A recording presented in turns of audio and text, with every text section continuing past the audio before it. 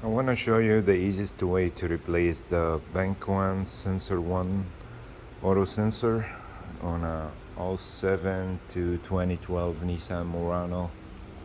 The first thing you're gonna have to do, you're gonna come to the passenger side behind here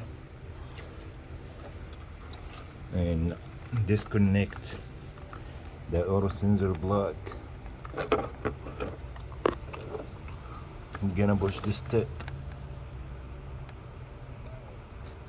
tip and pull that toward you to the back and disconnect the block. Then you're gonna come down here to the passenger side, remove the wheel. You're gonna have the oxygen sensor tool. Then you're gonna come down here. I already take it off. You can see it right there on top. Then you're gonna stick the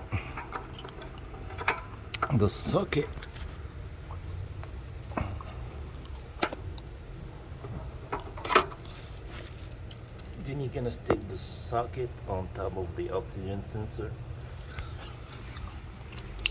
Then use your ratchet to just to break it off, and that's it. Then you can do it manually with your finger. I've just seen some video that you have to remove the manifold, and then it's just a lot of work. So this is the easiest way. It only took me like 2-3 minutes to get this off.